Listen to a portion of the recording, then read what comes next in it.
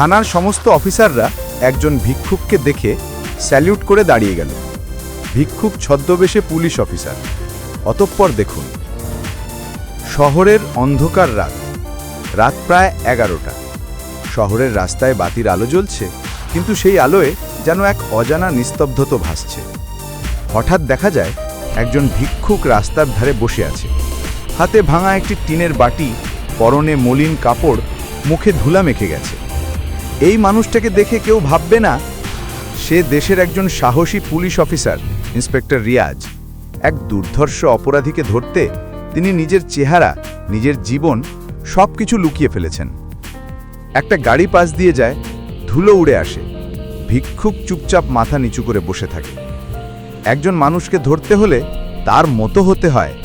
এই অপরাধী মানুষ নয়, ছায়া। আমি তার ছায়াকে ধরব, ছদ্মবেশের ছায়া দিয়ে।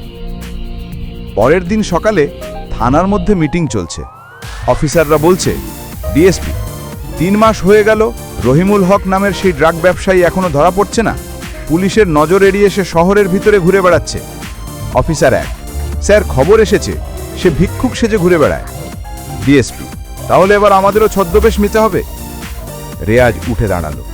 রেয়াজ, স্যার, আমায় দিন এই দায়িত্ব। আমি হব এক ভিক্ষুক, কেউ চিনবে না আমাকে। সবাই অবাক হয়। ডিএসপি, তুমি সিরিয়াস? রেয়াজ, স্যার, আমার পরিচয় নয়, আমার মিশনটাই গুরুত্বপূর্ণ। রেয়াজ নিজের মাথার চুল কেটে ফেলে, মুখে নকল দাড়ি লাগায়, পুরনো কাপড় পরে আয়নার সামনে দাঁড়ায়। নিজেকেই চিনতে পারে না। একজন অফিসার নিজের সম্মান ত্যাগ করে শুধু ন্যায়ের জন্য বেঁচে থাকে। তার স্ত্রী ফারজানা চোখে পানি নিয়ে বলে, ফারজানা, তুমি কেন এই ঝুঁকি নিচ্ছ? রেয়াজ, কারণ ন্যায় বিচার কখনো সহজে ধরা দেয় না। রাস্তায় ভিক্ষুক সেজে রেয়াজ বসে আছে। কেউ তাকে খেয়ালও করে না। কেউ দেয় 1 টাকা, কেউ তিরস্কার করে, কিন্তু তার চোখ চারপাশে ঘুরছে।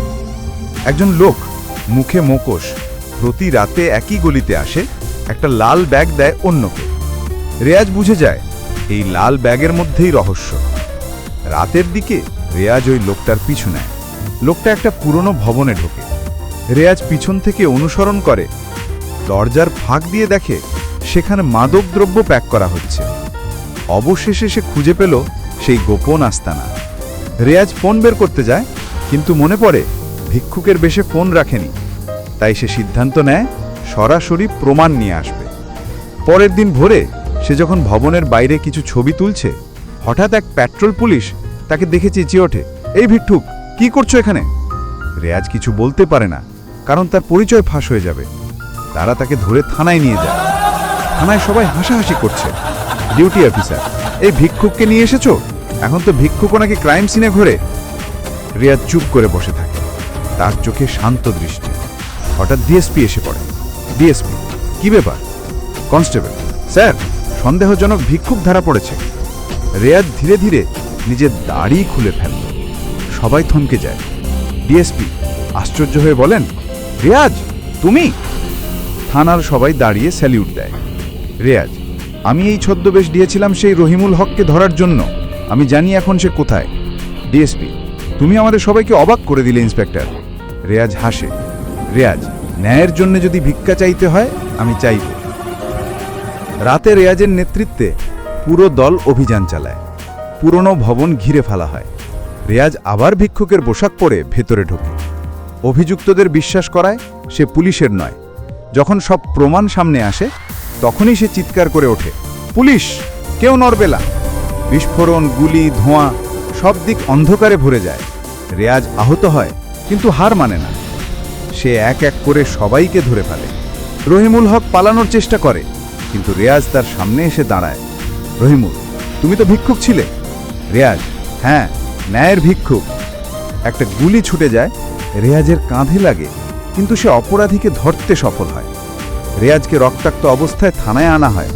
সব অফিসার দাঁড়িয়ে যায়। পুরো ঘর নিস্তব্ধ। ডিএসপি এগিয়ে এসে বলেন, আজ আমরা শুধু একজন অফিসার না, একজন যোদ্ধাকে দেখেছি। সব পুলিশ একসাথে স্যালিউট দেয়।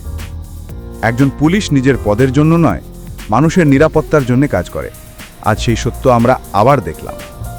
কয়েকদিন পর সংবাদ সম্মেলনে ঘোষণা আসে, ইন্সপেক্টর রেয়াজ বীর অফিসার পুরস্কার পেয়েছেন। রিয়াজ বলে, এই পুরস্কার শুধু আমার নয়, প্রতিটি অফিসারের, যারা নিজের জীবন বাজি রেখে দেশকে নিরাপদ রাখে। রিয়াজের স্ত্রী ফারজানা তাকে দেখে হাসে। ফারজানা, তুমি অবশেষে পেরেছ। রিয়াজ, না, আমি নই, ন্যায় বিচার পেরেছে। রিয়াজ আবার সেই রাস্তায় যায় যেখানে সে ভিক্ষুক সেজেছিল। একজন আসল ভিক্ষুককে কিছু টাকা দেয়। রিয়াজ, তুমি এখন থেকে নিজের জন্যও কিছু করো। ভিক্ষুক, আপনি কে স্যার? রিয়াজ শুধু হাসি চলে যায়। কেউ জানে না কোন মুখোশের আড়ালে থাকে সত্যিকারের নায়ক।